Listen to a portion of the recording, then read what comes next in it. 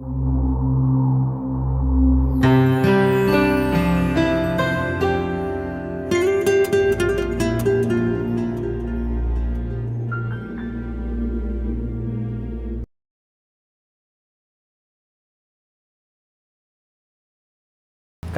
புயம் யாருக்கு வெளிப்பட்டது? ஆனாலும் ஞானமானது அதன் பிள்ளைகளால் நீதி உள்ளதென்று ஒப்புக்கொள்ளப்படும். இயேசுவானவரை எந்த அதிகாரத்தில் செய்கிறீங்கன்னு அடிக்கடி கேட்குறாங்களே எல்லாரும். ஏன் கேட்டாங்க அப்படி? பரிசேயர்களும் சதிசேயர்களும் அவர்கள் அந்த செனட்டரியோட தலைவர்களாக இருந்தாங்க, அந்த அதிகாரத்தில் பேசினாங்க. பரிசேயரும் சதிசேயரும் வந்து ஒரு செனகரின் சங்கம், அவருடைய ஆலோசனை சங்கத்துக்கு, மூப்பர்கள் சங்கத்துக்கு தலைவராக இருந்தாங்க. அந்த நாங்க இருக்கும்போது நீ யாரியா அப்படின்னு கேட்கறது. ஓகே. ரெண்டாவது இவர் வந்து கார்பெண்டரோட பையன், ஒரு கார்பெண்டர், சாதாரண ஒரு வில்லேஜ் கார்பெண்டர். அதனால அவர் இலக்காரமா என்ன நீ வந்து படிச்சுட்டேன்னா வேற என்ன இருக்கா? Very good. மோசே நியாயப்பிரமாணம் அவர் தெரியாது. மோசே நியாயப்பிரமாணம் ஒன்றும் தெரியாது. அதான் ஒருத்தன் வந்து கேட்டான். அதாவது என்ன செய்யறான், ஒருத்தனுக்கு வந்து 7 சகோதரர்கள் இருக்க, கல்யாணம் ஆகி யாருக்கா வருவான்? அழகா ஒரு தடவை மடப்பையில் உனக்கு ஒன்றும் தெரியலையே, நீங்கள் வந்து இந்த உயிர்த்தெழுதை கொடுத்து ஒழுங்காக படிச்சிருக்கணும் அப்படின்னு சொல்லி, உயிர்த்தெழுதல் இல்லைன்னு எப்படி சொல்லுவார்? ஏன்னா அவங்க கேட்டவங்கெல்லாம் யாருன்னா, அவங்கெல்லாம் சதுசேயர். அவங்க அந்த 5 ஆகமங்களை மட்டும் நம்புவாங்க. உடனே ஒரு 5 ஆகமங்கள்லேருந்து எடுத்து பேசுகிறாரு, நேராக எல்லாத்தையும் 5 ஆகமங்களில் எடுத்து கொடுத்தாரு, ஞானமாக சொல்கிறாரு. வேற என்ன, வேற ஏன் எதுக்காக கேட்டாங்க? எதற்கு, எந்த அதிகாரத்திலே செய்கிறீர்கள் அப்படின்னு சொல்லி. அந்த நாட்களில் யாராவது ஒருத்தர் வந்து பிரசங்கியாக வர வேண்டும் என்றால் யாராவது ஒரு ரபி கிட்ட படிச்சிருக்கணும். ஆக எப்போவுமே அவர் சொல்லும் பொழுது இந்த ஹில்லேல் ரபி என்ன சொல்லுகிறார் என்றால், இந்த கமாலியல் ரபி என்ன சொன்னார் என்றால் அப்படின்னு சொல்லி அந்த ரபியை தான் கோட் பண்ணுவாங்க எல்லாத்துக்கும், ரைட்டா? ஆனால் இயேசுவானவர் என்ன சொல்றார்? நான் என்ன சொல்கிறேன் என்றால் சார் அந்த உண்மையாகவே நான் உங்களுக்கு சொல்கிறேன், ஆமேன் ஆமேன் எகோ அமி அப்படிங்கிறாரு. எல்லாமே நான் தான் சொல்கிறேன் அப்படிங்கிறாரு. அப்போ தான் கேட்குறாங்க, அப்போ நீ யார்ட்டையும் படிக்கலையா? ஓ, படிக்காத மேதையா அப்படின்னு கிண்டல் தான் அது, ஏளனம் அது. எந்த அதிகாரத்தில் செய்கிறேன்னு கேட்கும்போது எல்லா இடத்துலையும் ஏளனப்படுத்துகிறாங்க. அதாவது ஒரு சர்டிஃபிகேட் இல்லாமல் நீ வந்து பெரிய ஆள் ஆகிட்ட, எந்த சர்டிஃபிகேட்டும் இல்லாமல் பெரிய ஆள் ஆகிட்ட. சொல்லுங்கள், என்ன சொல்ல வரீங்க? 5 ஆகமங்களும் இயேசுவை பற்றி தான் சொல்லுதுங்கிறது அவங்களுக்கு தெரியல.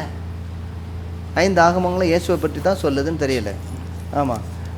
ஏரோது நீ ராஜாவா என்று கேட்கிறத பார்க்குறோம். சீஷர்கள் புறக்கணிக்கிறார்கள், கெத்செமனேல ஓடுகிறார்கள், பேதுரு மறுதளிக்கிறார், பிலாத்து அவர்களை வந்து உங்கள் ராஜாவை என்ன செய்ய, இது ரொம்ப வேடிக்கை. கடைசியாக வந்து அவரோட சிலுவையில் அறையுன்னு சொல்லும் பொழுது அப்போ என்ன சொல்கிறாரு, உங்கள் ராஜாவை நான் என்ன செய்யட்டும் அப்படின்னு கேட்குறாங்க. அப்போ அவங்க என்ன ஆன்சர் பண்ணுறாங்க? என்னது, இவனை சிலுவையில் அறையும். அதுக்கு இன்னொரு நல்ல கரெக்டான ஆன்சர் பண்ணுறாங்க அவங்க, எங்களுக்கு ராயனே தவிர வேறு ஒரு ராஜா இல்லை.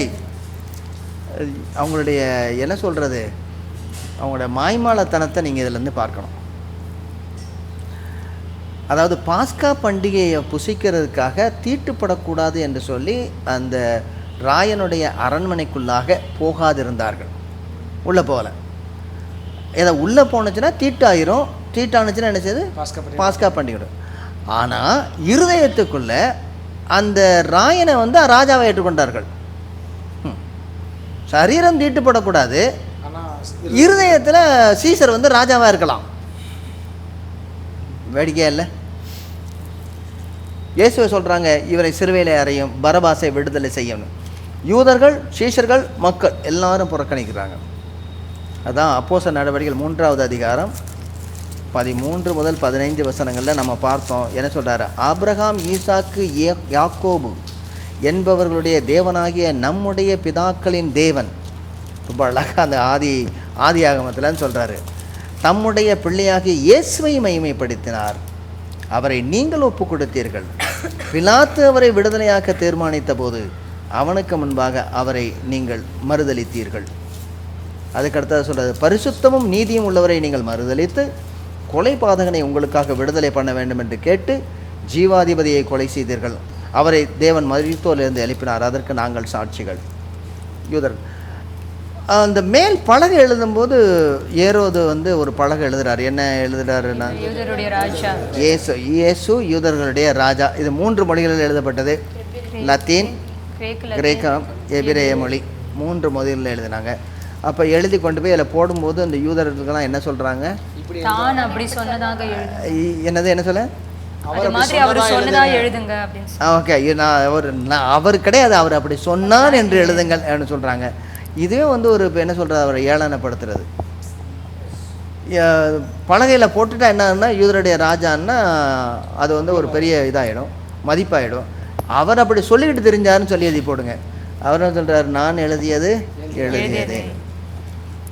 இயேசுவானவர்னு சொல்கிறாரு, மற்ற அப்போஸ்தலர்னு சொல்கிறாங்க, முக்கியமாக பேதுருவானவர் சொல்கிறாரு. என்ன சொல்கிறாருன்னா, ஆகாது என்று தள்ளப்பட்ட கல்லே மூளைக்கு தலைக்கல்லாயிற்று.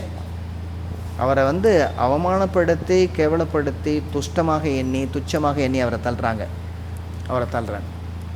ஆனால் அவரை தான் ஆண்டவர் வந்து மூளைக்கு தலைக்கல், அதாவது சபைக்கு அஸ்திவாரம் மூளைக்கல் ஆக்கினார்.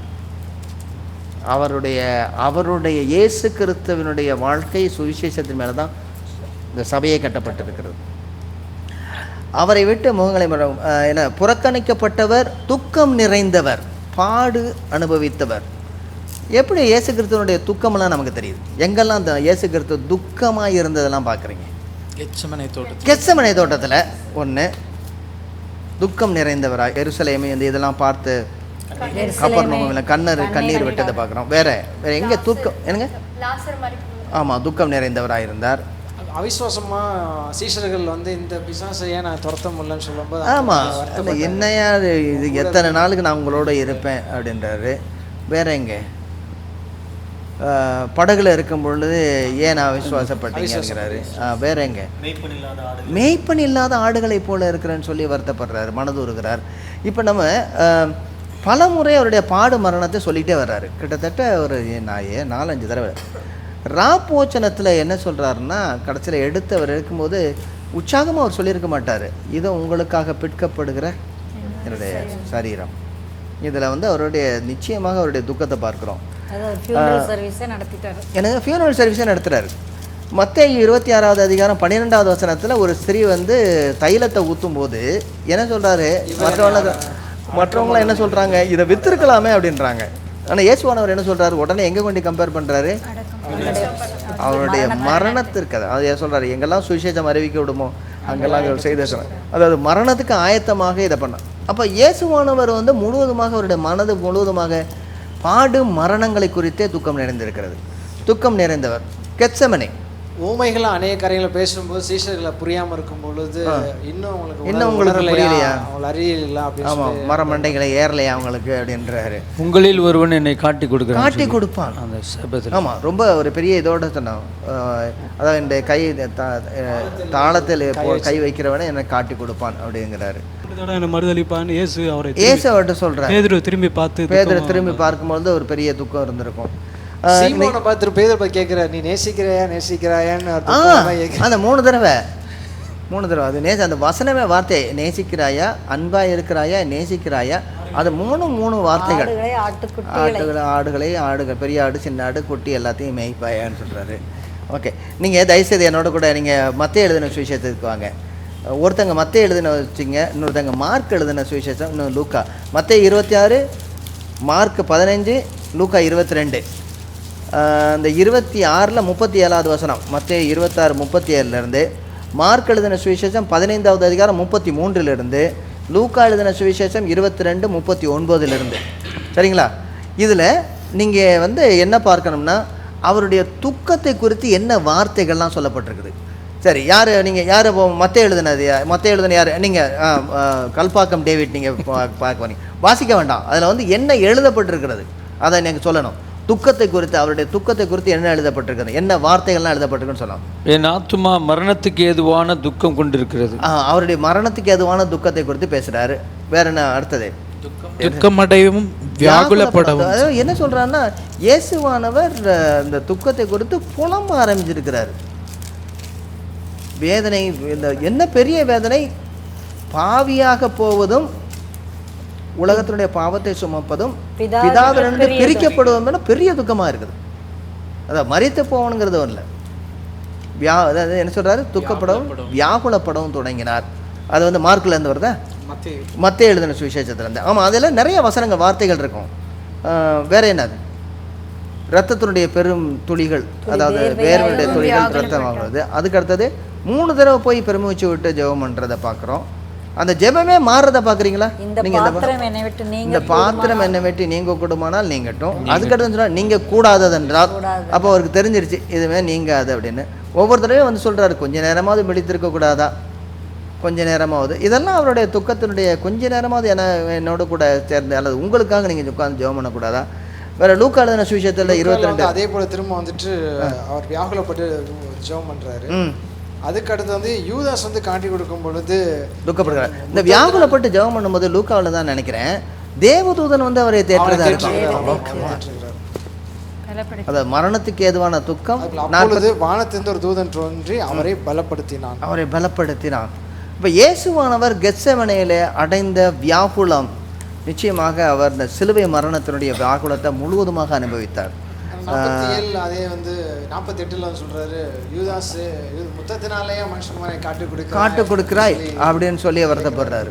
ஆமாம், எல்லா இடத்துலையும் அவருடைய வியாகுலம். அவர் வந்து என்ன சொல்றாரு, அவர் வியாகுலப்படுகிறவராக, துக்கப்படுகிறவராக, புறக்கணிக்கப்பட்டவர், துக்கம் நிறைந்தவர், பாடு அனுபவித்தவர். எங்கெல்லாம் பாடுகளை பற்றி பேசுகிறாரு. உதாரணமாக நான் சீக்கிரமாக சொல்கிறேன். அதை மத்தேயு எழுதின சுவிசேஷம் 8வது அதிகாரம், 9வது அதிகாரம், 10வது அதிகாரம் 3 அதிகாரத்துலையும் 31வது வசனம், 31வது வசனம், 33வது வசனம் ரொம்ப ஈஸியாக இருக்குமே. 8வது அதிகாரம் 31, 9வது அதிகாரம் 31, 10வது அதிகாரம் 33, இந்த பகுதிகளில் எல்லாம் அவர் தன்னுடைய பாடுகளை குறித்து மறுபடியும் சொல்லிக்கொண்டே வருகிறார். இப்படியாக மனுஷகுமாரன் பாடுபட வேண்டும். என்ன பாடுபடுறதுன்னு என்ன அர்த்தம்? வாட் யூ மீன் பை பாடுபடுதல்? தமிழில் சஃபர். ஓகே, கஷ்டப்படுறது, துன்பம் அனுபவிப்பது, வேதனை அனுபவிப்பது, அதற்கு மேலாக மரணத்தை அடைவது. இது எல்லாத்தையும் அவர் சொல்கிறார். கோர மரணத்தை அடைவது, இது எல்லாத்தையும் அவர் சொல்லிகிட்டே வர்றார். எப்படி இருக்கும் ஒரு ஆளுக்கு இந்த மாதிரி தான் மறிக்க போகிறோன்னு சொல்லி தெரிஞ்சிருச்சுன்னா எப்படி இருக்கும்? அப்புறம் இன்னொரு இடத்துல எடுத்து சொல்கிறாரு, என்ன சொல்ல பாடுகள் அனுபவிக்கும் போது, லூக்கா எழுதின சுவிசேஷம் 24வது அதிகாரத்தில், அப்புறம் 44வது வசனம், 25வது வசனம், அதுக்கு பிறகு 44வது வசனம், எழுதியிருக்கிறபடி இவ்விதமாய் கிறிஸ்து பாடுபட வேண்டும்.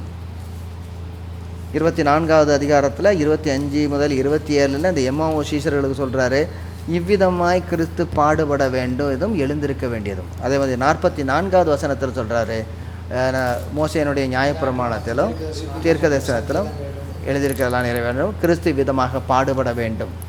ஆக பாடு அனுபவித்தது என்பது சுவிசேஷத்தில் இன்றியமையாததாக இருக்குது.